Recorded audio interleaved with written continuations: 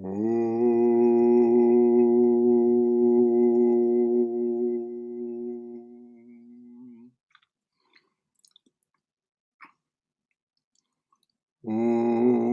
Sahana Vavatu Sahano Bhunaktu Sahaviryam Karavavahai Tejasvina Vaditamastu Ma Vidvishavahai. Om Shanti Shanti Shanti.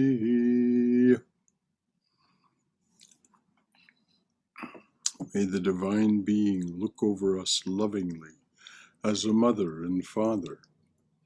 May the Divine Being support and nourish us as a mother and father. May we have the strength and skill to study together the art of spirituality. May no misunderstandings arise amongst us. Om, peace, peace. Peace be unto us and to all beloved beings everywhere. Well, good evening, everyone, and welcome to our study of Jnana Yoga, Swami Vivekananda's lectures delivered in London. We're on chapter 4, Maya and the concept, Maya and the evolution of the conception of God. This was delivered in London on the 20th of October, 1896.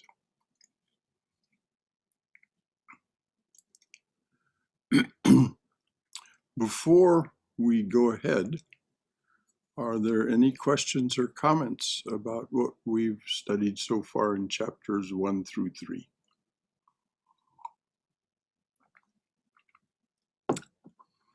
All right. Because the Swami immediately refers to that, we have seen how the idea of Maya, which forms, as it were, one of the basic doctrines of the Advaita Vedanta, is in its germs found even in the Samhitas, and that in reality all the ideas which are developed in the Upanishads are to be found already in the Samhitas in some form or other.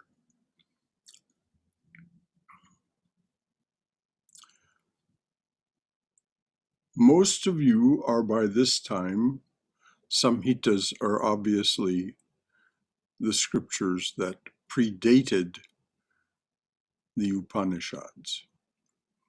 They include the Vedas and some other things. So they were found already in the Samhitas in some form or another. Most of you are by this time familiar with the idea of Maya and know that it is sometimes erroneously explained as illusion, so that when the universe is said to be Maya, that also has to be explained as being illusion. The translation of the word is neither happy nor correct. Maya is not a theory. It is simply a statement of facts about the universe as it exists. And to understand Maya, we must go back to the Samhitas and begin with the conception in the germ. Now, this is an important distinction that the Swami is making. Maya is not an illusion. As he says, it is simply a statement of facts about the universe as it exists.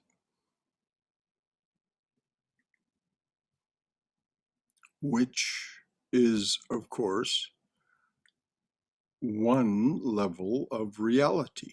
One, as explained by Vasishta, it is simply consciousness, which is primary and not plural, in vibration.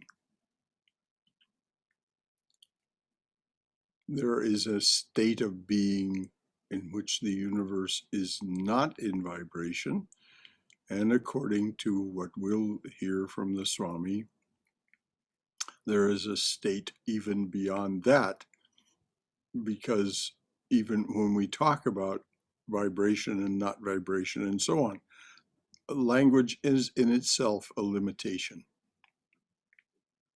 And there's a state beyond all language, that which Christ referred to as the peace that passeth all understanding. So the Swami says we have to go back to and begin with the conception of Maya in its germ. We have seen how the idea of the devas came, that is, the gods, small g. At the same time, we know that these devas were at first only powerful beings, nothing more. Most of you are horrified when reading the old scriptures, whether of the Greeks, the Hebrews, the Persians, or others, to find that the ancient gods sometimes did things which to us are very repugnant. But when we read these books, we entirely forget that we are persons of the 19th century, now 21st century. We entirely forget that we are persons of the 19th century, and these gods were beings existing thousands of years ago. We also forget that the people who worshiped these gods found nothing incongruous in their characters, found nothing to frighten them, because they were very much like themselves. I may also remark that that is one of the great lessons, that is the one great lesson we have to learn throughout our lives in judging others. Now this is potent instruction from the Swami about the idea of judgment. One great lesson we have to learn throughout our lives. In judging others, we always judge them by our own ideals. That is not as it should be. Everyone must be judged according to his own ideals and not by that of anyone else. In our dealings with, and that means we have to take people seriously. When they say what their idea of themselves is, we often think, oh, they're mistaken. I see something else when I see them. No, we have to take them seriously. Everyone must be judged according to his own ideals and not by that of anyone else. In our dealings with our fellow beings, we constantly labor under this mistake. And I am of the opinion, excuse me,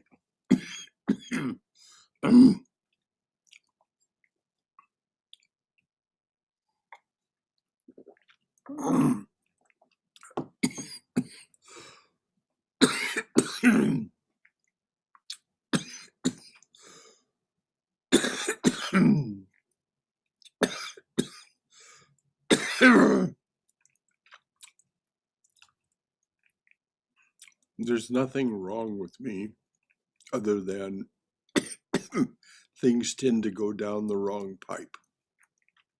So that's all that's happening here. Please don't be alarmed. It resolves itself. I may sneeze and everything.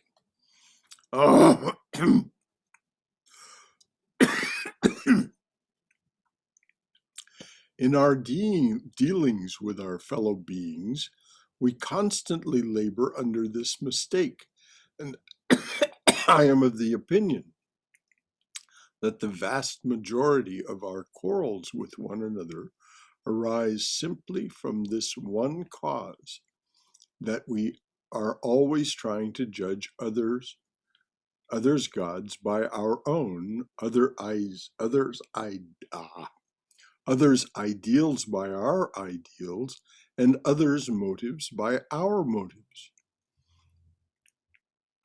Does that sound familiar to anyone? Does that sound like what we do? Oh, yeah. Oftentimes? Yep. I agree. Let me just read that again, since I interrupted it by my debility.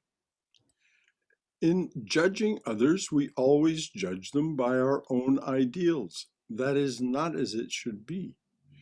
Everyone must be judged according to his own ideals and not by that of anyone else. In our dealings with our fellow beings, we constantly labor under this mistake. And I am of the opinion that the vast majority of our quarrels with one another arise simply from this one cause, that we are always trying to judge others gods by our own, others ideals by our own, and others motives by our own, and others motives by our motives. Under certain circumstances, I might do a certain thing, and when I see another person taking the same course, I think that he also has the same motive actuating him, little dreaming that although the effect may be the same, yet many other causes may produce the same thing. He may have performed the action with quite a different motive from that which impelled me to do it. So, in judging of these ancient religions, we must not take the standpoint to which we incline, but we must put ourselves into the position of thought and life of those early times, which is why if you study Swami Prabhavananda's Bhagavad Gita, you'll find that there is a section at the back, an appendix, about the cosmology of the Gita, because it is simply not possible to understand Bhagavad Gita unless one understands, at least has some familiarity with, and at least a limited understanding of the frame of reference from which Krishna was speaking. That's what the Swami is talking about here. We have to understand something about how these people in these earlier times, the frame of reference from which they were speaking. We live in a very materialistic, scientific age. And so it's very hard for us to grasp how other people who lived in an age that had much more of a right mind component to it, how they perceived things. And so that's what the Swami is gesturing at. We have to find our way somehow to understanding what these human beings in an earlier time, what their frame of reference was, what their cosmology was. We must put ourselves into the position of thought and life of those early times.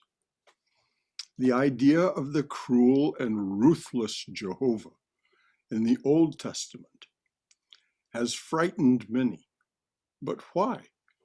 What right have they to assume that the Jehovah of the ancient Jews must represent the conventional idea of the God of the present day? And at the same time, we must not forget that there will come men after us who will laugh at our idea of religion and God in the same way that we laugh at those of the ancients. Yet, through all these various conceptions runs the golden thread of unity, and it is the purpose of the Vedanta to discover this thread. I'm going to repeat that. Through all these various conceptions, older conceptions and present conceptions, through all these various conceptions runs the golden thread of unity. And it is the purpose of the Vedanta to discover this thread. And the Swami quotes, "I am the thread that runs through all these various ideas, each one of which is like a pearl," says the Lord Krishna. And it is the duty of Vedanta to establish this connecting thread, however incongruous or disgusting may seem these ideas when judged according to the conceptions of today. These ideas, in the setting of past times, were harmonious and not more hideous than our present ideas. It is only when we try to take them out of their settings and apply them to our own present circumstances that the hideousness becomes obvious. For the old surroundings are dead and gone, just as the ancient Jew has developed into the keen, modern, sharp Jew, and the ancient Aryan into the intellectual Hindu. Similarly, Jehovah has grown and devas have grown. The great mistake is in recognizing the evolution of the worshippers while we do not acknowledge the evolution of the worshipped. The great mistake is in recognizing the evolution of the worshippers while we do not acknowledge the evolution of the worshipped. He is not credited with the advance that his devotees have made. That is to say, you and I, representing ideas, have grown. These gods also, as representing ideas, have grown. This must seem somewhat curious to you, that God can grow. He cannot. He is unchangeable, in the same sense that the real man never grows. But man's ideas of God are constantly changing and expanding. We shall see later on how the real man behind each one of these human manifestations is immovable, unchangeable, pure, and always perfect. And in the same way, the idea that we form of God is a mere manifestation, our own creation. Behind that is the real God who never changes, the ever pure, the immutable. But the manifestation is always changing, revealing the reality behind more and more.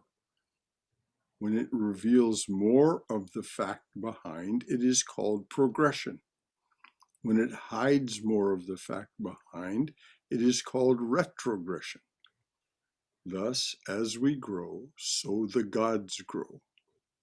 From the ordinary point of view, just as we reveal ourselves as we evolve, so the gods reveal themselves. Now that the Swami has said something very remarkable and very potent here. Please voice any questions or comments that you have about what he said before we go on, because this we need to assimilate this before we can understand the rest of what he says. Brother Shankara? Yes, Haima? Real man means, is he referring to consciousness? Real man? Yes, the real man is the Atman, or consciousness, yes. Thank you. I feel like Swamiji, and he gives a little too much credit to people of the present day. Yes, there are some who are sharp and intellectual and, but there are people in various religious faiths and traditions who are still stuck in these thought and life of the early times and the ancient times, and they don't even realize it. But I really, what's really stands out, and this was the earlier part that you read about how we, judging people according to our own ideals, and we do, or at least until we realize that's what we do and try to stop doing it or catch ourselves. But Yes. wow, boy, that is tough with some people, especially. Well, But it's yes. necessary, because if you don't, then people who do things that are really awful to you, it's just, you just write them off, because you cannot, I can't, these people are animals, or they're this, or they're whatever. And they're not. They have their reasons to do what they do that are as good to them as my reasons for doing what I do. So that's all I wanted to say, really. Oh, Yes, there was the. Was somebody else going to say something? I'm no, sorry. I was starting to interrupt myself, but go ahead. You go ahead. There was a convicted criminal who had done very harsh and punitive, even cruel things to his wife and children. And as he began to grow, he was in a more progressive prison. As he began to grow, he said that this is how I was treated when I was a child. And I was told that I'm doing this to you because I love you. This is love. And so I truly believed, and this is what is so hard for us to get our head around. He truly believed that he, in doing the things that got him imprisoned, that this was an expression of love. So distorted from our perspective was his understanding. And yet, the person who told this story, who was a psychologist and worked with prisoners, said that she believed that he was perfectly sincere and that he was growing out of this conception, and so saw it now from a different perspective. But this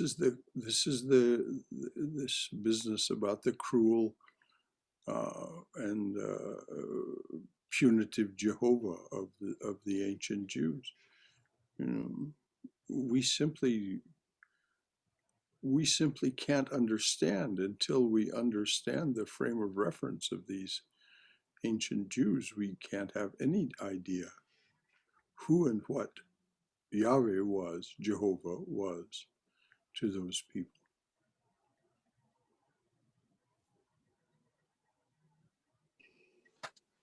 Anyone else?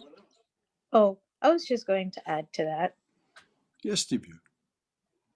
Along those lines, too, as much as we can't the other side of what Swamiji says is, and in spite of how we see God, he says that God always is and ever was. There is an element of the changeless, the unity running through, such that even as like the pagans, the Greeks and the Romans were worshiping Zeus and Hera and all these different Athena, Mm-hmm. we can see,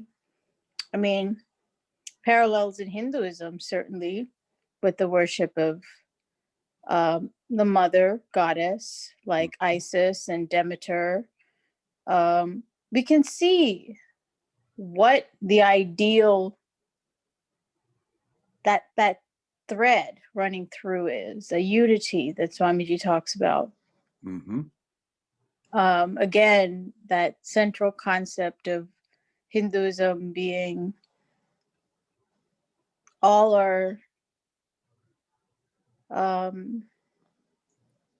manifestations of ultimately the one. Mm-hmm. And it also reminds me of something he said about love. I think this speaks to what you were saying, Cindy, which is, and then the idea that we always judge others by our own ideals of what we think they're doing. But that may not necessarily be the case, even if the result of us doing the same thing may be the same. The motives that lead us there may vary. So he says, whatever in society is good and great and sublime is the working out of love. And then he also says, whatever in society is very bad, nay, diabolical, is also the ill direct working out of the same emotion of love. Yes, which is why that story of the prisoner is so poignant. Exactly. And, and this, I think, can be extended across the board to nations, to a child and a parent. Like some parents use, they like smack their kid and they say, I had to do it because I love you. Mm-hmm. Because otherwise you wouldn't know that was the wrong thing to do. Mm-hmm. And so, yeah, that it was just this, that's such a important thing for us to always remember, that love is, even when it's hate, behind it, there is this, this love. Mm-hmm. The Swami's last sentence here. Just as we reveal ourselves as we evolve, so the gods reveal themselves.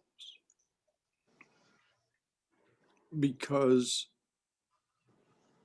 there's no way that the infinite can be captured in any conception or language. And so as we evolve and our sophistication of mind and grasp of a deeper reality evolves, we see more of the infinite. And so it seems as if God is evolving. Anything else before we go on? Brother Shankara, Yes, Swam. thinking about evolution and evolving, it seems that it is during the transition periods that the upheavals are um, most. I mean, if a society has accepted a certain way of being for a while, and then somebody comes along who is a visionary or a forward thinker and shakes it up, and they're not ready to accept, then there's like a lot of turmoil, and then gradually the evolution happens and the way of thinking changes, and then they, when more people have changed their way of thinking, then the old way of thinking seems ridiculous, and then the same thing happens with the next phase of change. Yes. So it kind of keeps on going that way. Mhm. Yes, Christ brought what he called the new covenant, the new understanding of the relationship between the divine and the human. And a lot of people say, oh, it was because he performed those miracles that he got murdered. No, it wasn't because of the miracles. It was because the new covenant that he was offering challenged those who were in power and authority, particularly those who were cooperating with Rome. So you're absolutely right. Those visionaries and reformers are often denounced and persecuted. Thank you, Swayam. You're right. So anything else? All right. So the Swami says that given what he's just reviewed, we shall now be in a position to understand the theory of Maya. In all the religions of the world, the one question they propose to discuss is this: why is there disharmony in the universe? Why is there evil in the universe? We do not find this question in the very inception of primitive religious ideas, because the world did not appear incongruous to the primitive man. Circumstances were not inharmonious for him. There was no dash of opinions. To him, there was no antagonism of good and evil. There was merely a feeling in his own heart of something which said yea and something which said nay. I'm going to repeat that.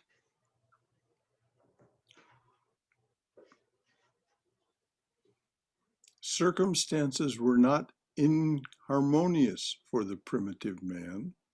There was no dash of opinions.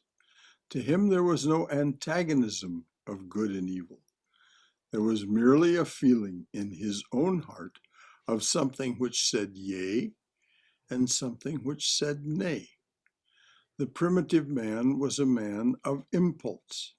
He did what occurred to him and tried to bring out through his own muscles whatever thought came into his mind, and never stopped to judge and seldom tried to check his impulses. So with the gods, they were also creatures of impulse. India comes and shatters the forces. Indra comes and shatters the forces of the demons. Jehovah is pleased with one person and displeased with another. For what reason, no one knows or asks.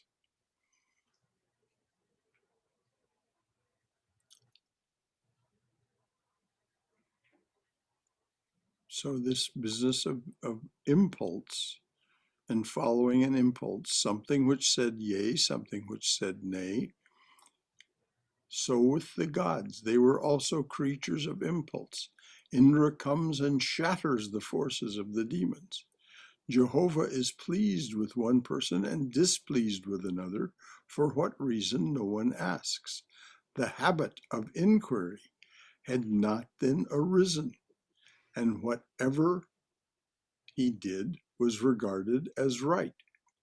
There was no idea of good or evil. The Devas did many wicked things, in our sense of the word. Again and again, Indra and other gods committed very wicked deeds. But to the worshippers of Indra, the ideas of wickedness and evil did not occur, so they did not question them. With the advance of ethical ideas came the fight. There arose a certain sense in man, called in different languages and nations by different names. Call it the voice of God, or the result of past education, or whatever you like, but the effect was this.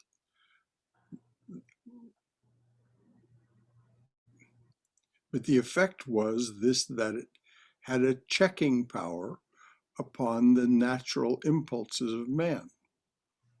The effect was this: it had a checking power upon the natural impulses of man. There is one impulse in our mind which says, do. Behind it rises another voice which says, do not.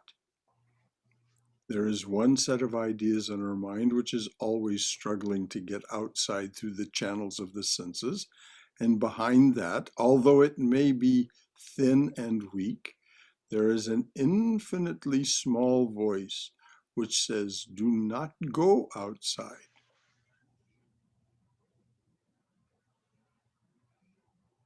There is one set of ideas in our mind which is always struggling to get outside through the channels of the senses. And behind that, although it may be thin and weak, there is an infinitely small voice which says, do not go outside. The two beautiful Sanskrit words for these phenomena are pravritti and nivritti, circling forward and circling inward. Pravritti and nivritti, circling forward and circling inward. It is the circling forward which usually governs our actions. Religion begins with this circling inward. It is the circling forward which usually governs our actions. Religion begins with this circling inward. Religion begins with this do not. Spirituality begins with this do not. When the do not is not there, religion has not begun. And this do not came, causing man's ideas to grow, despite the fighting gods which they had worshipped. This do not idea came, causing men to grow, despite the fighting gods which they had worshipped. A little love awoke in the hearts of mankind. It was very small indeed, and even now it is not much greater. It was at first confined to a tribe, embracing perhaps members of the same tribe. It was at first confined to a tribe, embracing perhaps members of the same tribe. These gods loved their tribes, and each god was a tribal god and the protector of that tribe. And we have seen that played out in the modern body politic emphatically in recent years. This tribalism. A little love awoke in the hearts of mankind. It was very small indeed, and even now it is not much greater. It was at first confined to a tribe, embracing perhaps other members of the same tribe. These gods loved their tribes, and each god was a tribal god, the protector of that tribe. And sometimes the members of a tribe would think of themselves as the descendants of their gods, just as the clans in different nations, that they think that they are the common descendants of the man who was the founder of that clan. There were in ancient times, and even now, some people who claim to be descendants not of one of these tribal gods, not only, I'm sorry, there were in ancient times and are even now some people who claim to be descendants not only of these tribal gods, but also of the sun and the moon. You read in the ancient Sanskrit books, one of the great heroic emperors, you read in the ancient Sanskrit books of the great heroic emperors of the solar and lunar dynasties. They were first worshippers of the sun and the moon, and gradually began to think of themselves as the descendants of the god of the sun, or of the sun or of the moon, and so forth. So when these tribal ideas began to grow, there came a little love, some slight idea of duty toward each other, a little social organization. Then, naturally, the idea came, how can we live together without bearing and forbearing? How can man live with another without having some time or other? How can one man live with another without having some time or another to check his impulses, to restrain himself, to forbear from doing things which his mind would prompt him to? It is impossible. Thus comes the idea of restraint. So that seems a little disconnected. So I'm going to go through it again and make the connection. How can one man live with another without having some time or another to check his impulses, to restrain himself, to forbear from doing things which his mind would prompt him to do? It is impossible. What is impossible? It's impossible for him to do those things in the presence of his thoughts, of his restraint. Thus comes the idea of restraint. The whole social fabric is based upon that idea of restraint. And we all know that the man or woman who has not learnt the great lesson of bearing and forbearing leads a most miserable life.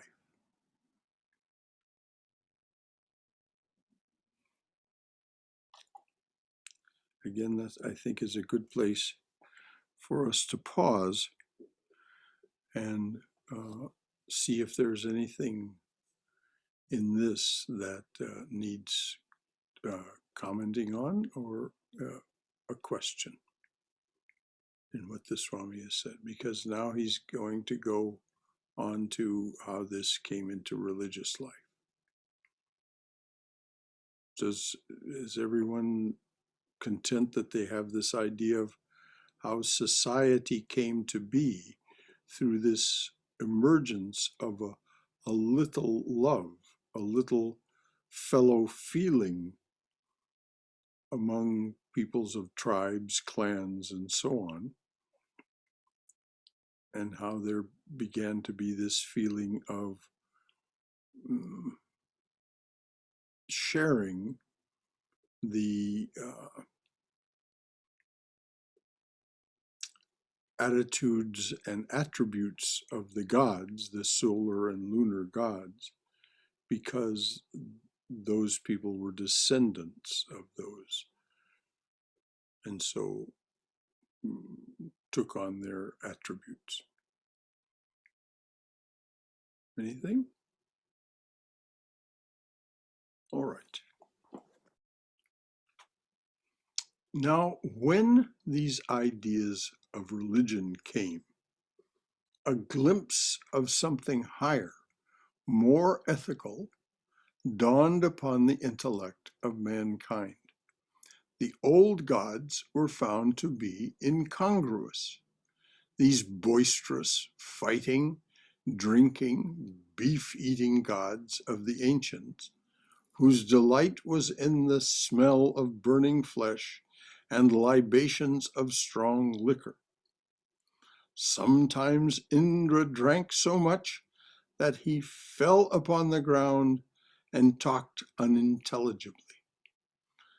These gods could no longer be tolerated. The notion had arisen of inquiring into motives, and the gods had to come in for their share of inquiry. The old gods could no longer be tolerated. The notion had arisen of inquiring into motives, and the gods had to come in for their share of inquiry. Reason for such and such actions was demanded, and the reason was wanting. Therefore, man gave up these gods, or rather they developed higher ideas concerning them. They took a survey, as it were, of all the actions and qualities of the gods and discarded those which they could not harmonize and kept those which they could understand and combined them, labeling them with one name, Deva Deva, the god of gods. The god to be worshipped was no more a simple symbol of power. Something more was required than that. How was an ethical God? He was an ethical God. He loved mankind and did good to mankind. But the idea of God still remained. They increased his ethical significance, increased also his power. He became the most ethical being in the universe, as well as almost almighty. But all this patchwork would not do. You see what the Swami means by patchwork? They were keeping this and discarding that and saying this is okay and that's not okay, and making the gods more significant and more powerful and more ethical, and they loved mankind now and weren't just concerned with their own affairs. They were concerned about the affairs of mankind. And it wasn't tidy.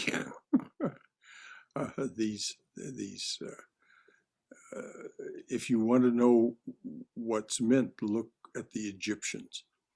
The Egyptians had this patchwork of gods of the old type and of the new type, and of the some that cared for mankind and some that didn't, and so on and so forth. It's really quite intriguing. But all this patchwork would not do. As the explanation assumed greater proportions, the difficulty which it sought to solve did the same. If the qualities of the God increased in arithmetical progression, the difficulty and doubt increased in geometrical progression. Is everyone clear on what that means?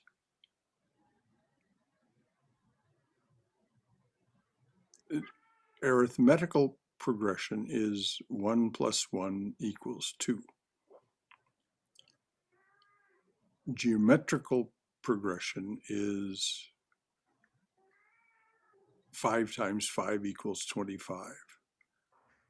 and then even beyond that, the idea of the square and the cube and so on.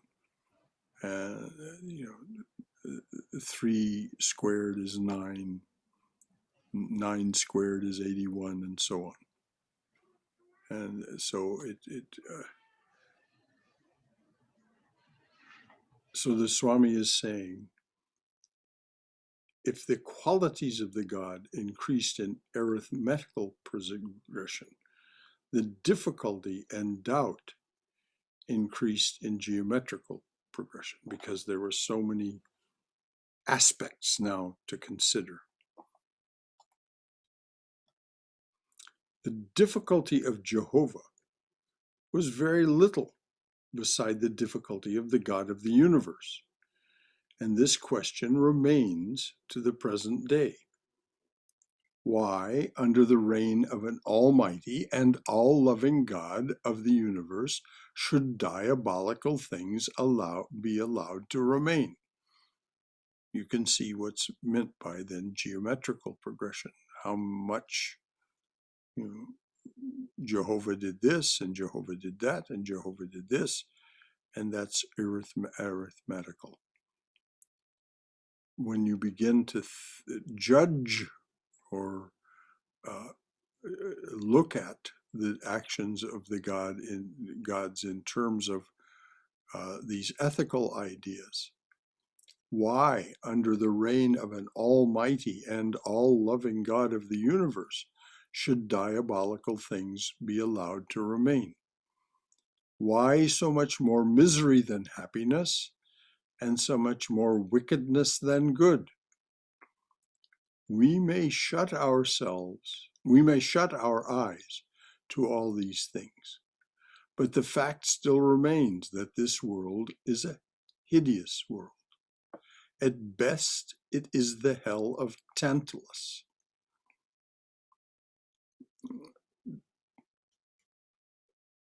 Because I'm not sure that everyone is familiar with the myth of Tantalus, with the story of Tantalus. Tantalus was always reaching for that which was just beyond his grasp. This was the hell that, as Sisyphus had to roll the rock up the hill, and the moment he would let it go, it would roll back down to the bottom, and he was cursed to have to roll it again to the top.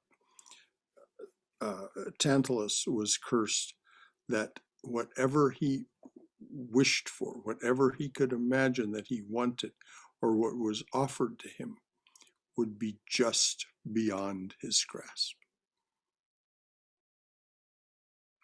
At best, this world is the hell of Tantalus.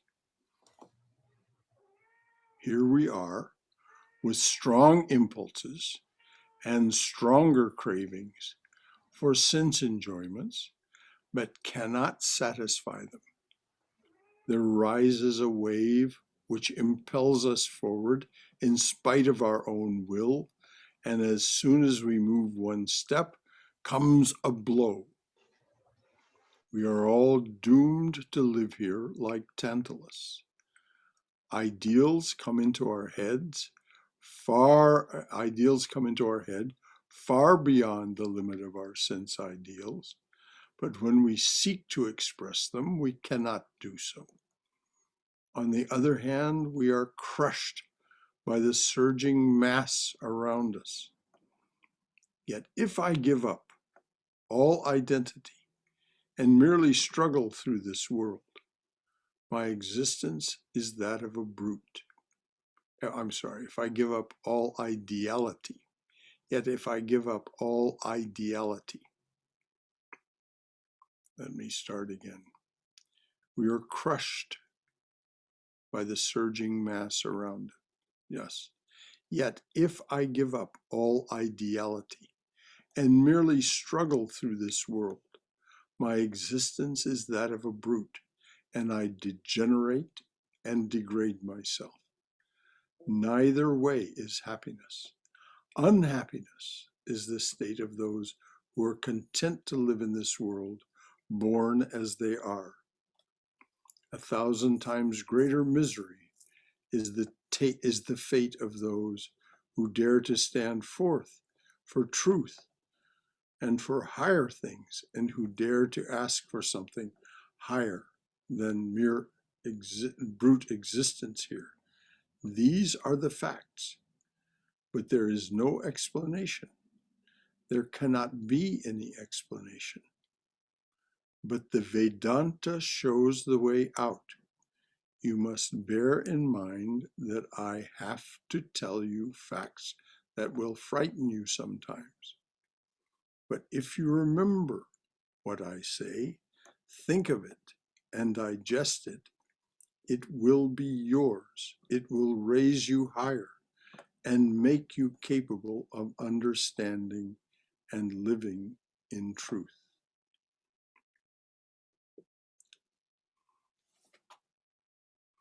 Okay, there's just a few minutes left. The Swami is about to make a pivot. So let's see if there's any discussion, any comments or questions on what the Swami has said and his representation of the world in which we live, which he was deliberately very dramatic and very emphatic about how life is hard.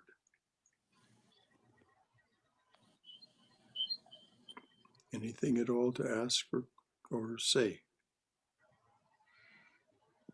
Oh, yes, life is hard.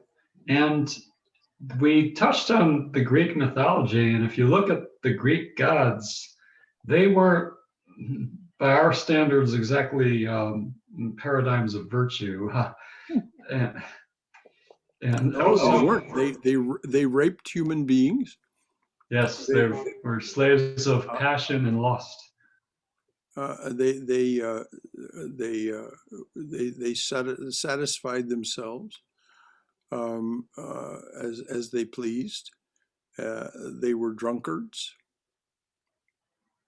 Yeah, the Greeks, and as I say, when you get to the Egyptians, or for that matter, if you look into it, the gods of the Andes, you find this patchwork that the Swami talks about.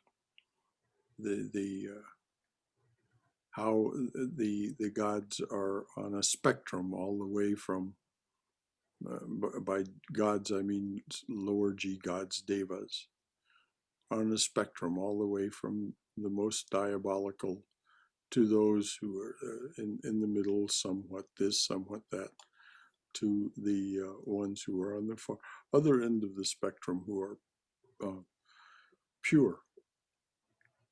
And so in the Andes, the word for them is achachiyas. In Hinduism, devas. I don't know what the Egyptian word is. So you're right, Brahmadas. The old gods were quite a piece of work.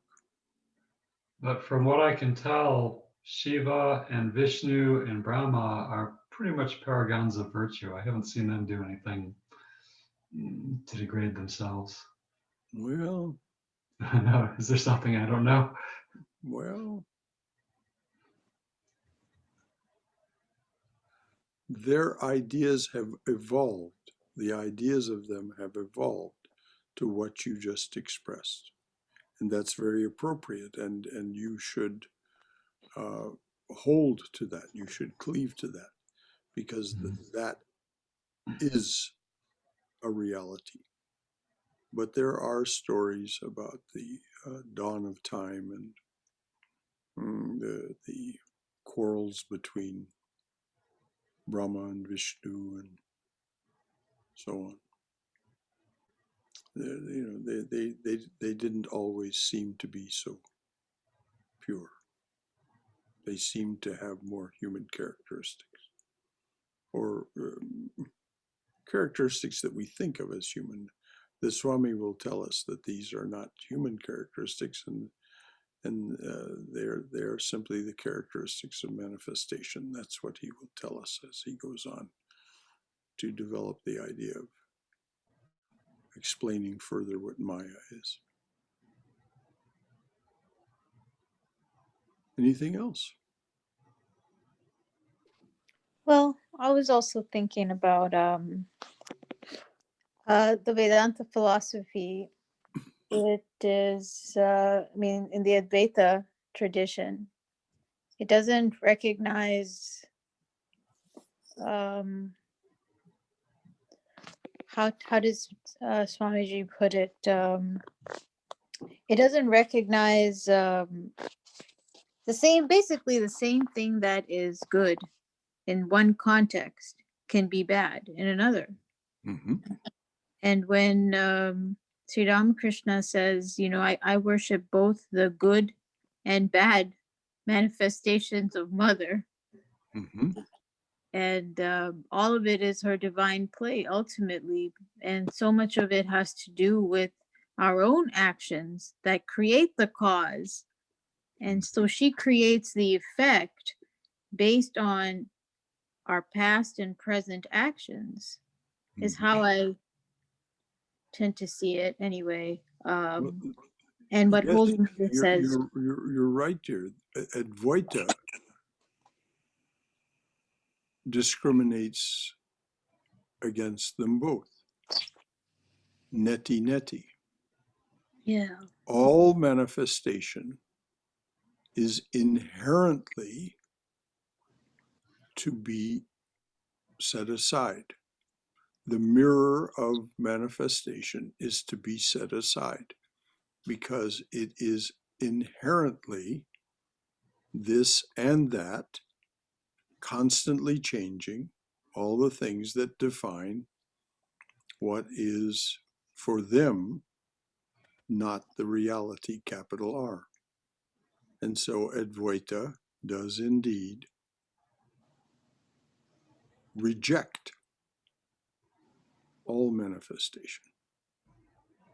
On the other hand, as you said, Sri Ramakrishna says, I worship the evil aspects or the dark aspects of Mother as well as the bright aspects of Mother.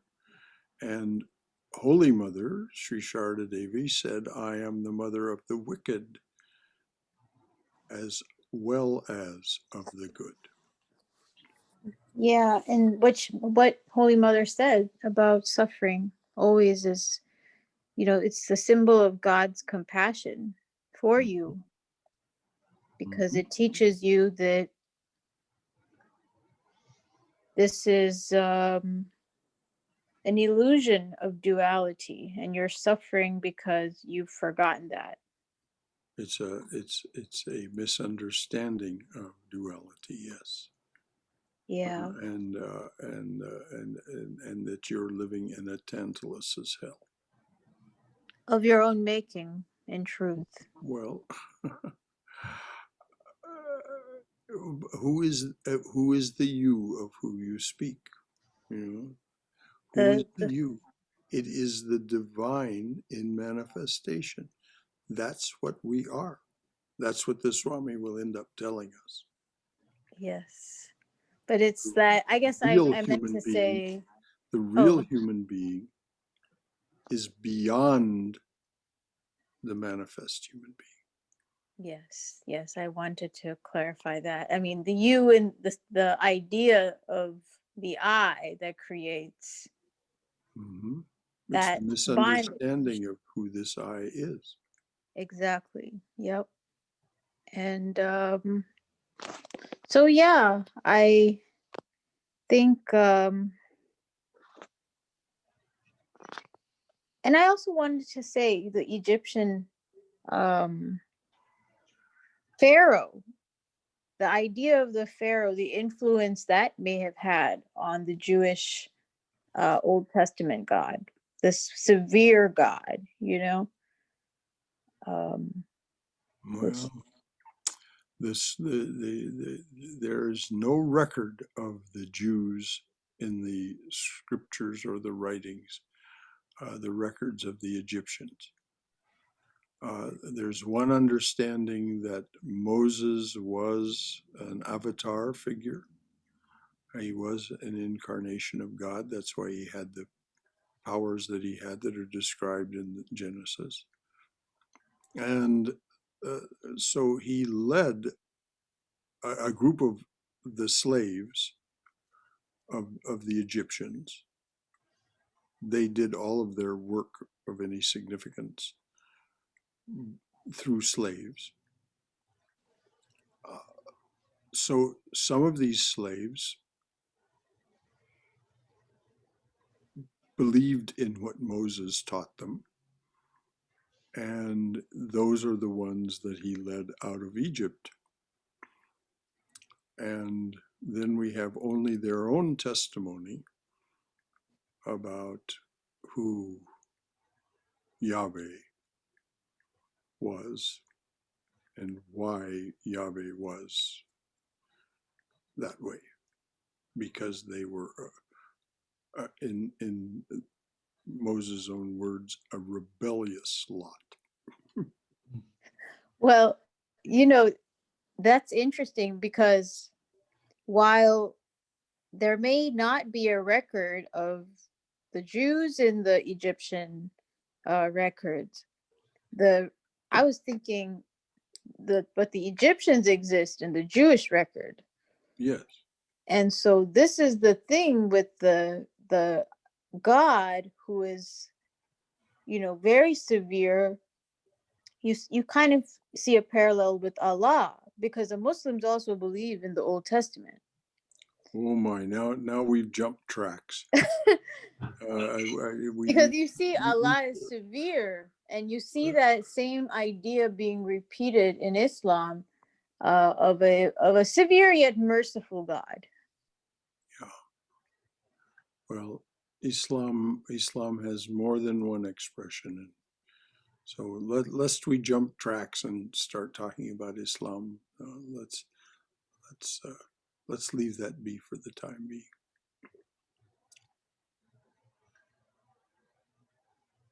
Anything else? Thank you for your contribution, Divya. That was fine. I just don't want to complicate things because there's the scriptures of the Old Testament are thousands of years old, and Islam is relatively new and is a very different formulation. Anyone else? We talked about judging other people's ideals by our own. I'm just wondering, have you ever read Beowulf, or you're familiar with the story? Oh, yes. Oh, sure. He's a very, if you read, he's a very savage character, and so are his cronies. But for his time, he was a hero. So that's, we keep that in mind. Oh, yes. Judge him by our standards. Yeah. And if you judge the Norse gods, the gods of the Norsemen, by our standards, they were they were very much like Swamiji described Indra and his cronies. Hard drinking, hard partying, and they fought all the time. That was, as a matter of fact, it was glorified. The warrior frame of reference was glorified.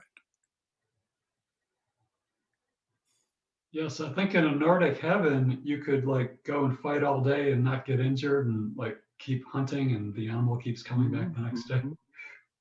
That was their mythology, part of their mythology. All right. Anything else from anyone?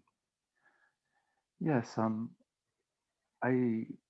wanted to comment. I think that I think that the Swami is pointing out an interesting paradox that comes sort of with an attempt to have an intellectual understanding of God, and it seems to happen across cultures, which is that in the formalization of God in an attempt to resolve the apparent paradoxes,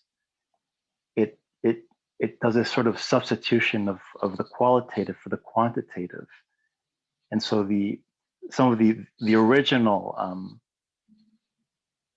the connection seems to be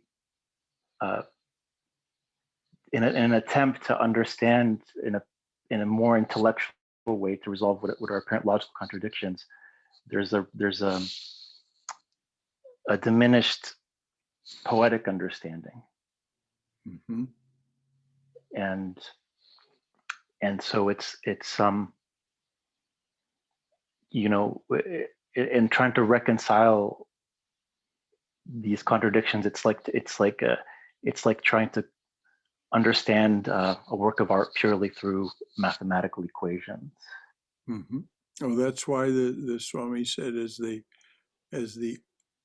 ideas of God progressed in arithmetical fashion, Mm-hmm.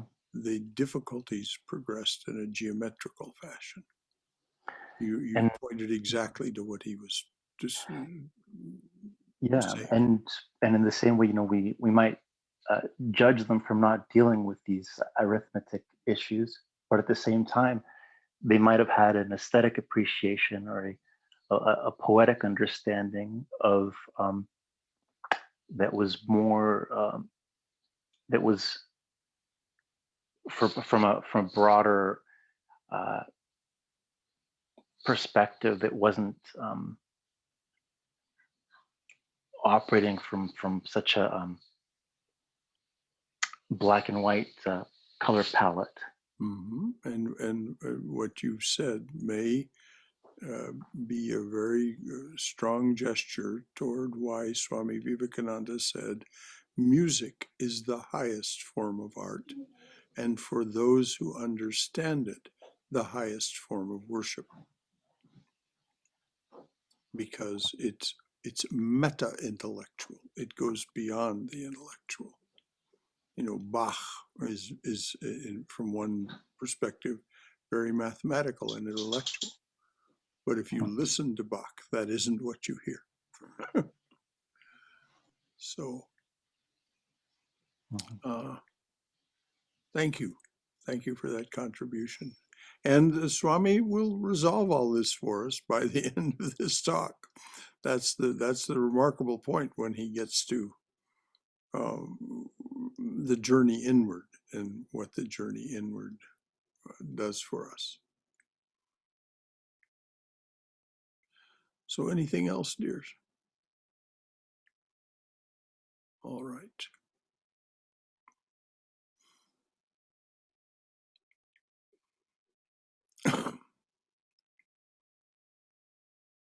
Let there be peace in outer space.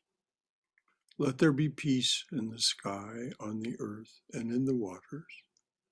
Let there be peace in the herbs, the plants, and the trees. May the gods be peaceful. May the whole universe be pervaded by peace. Let this infinite universal peace prevail throughout my being. Om Shanti, Shanti, Shanti. Peace, peace, peace be unto us and to all beloved beings everywhere.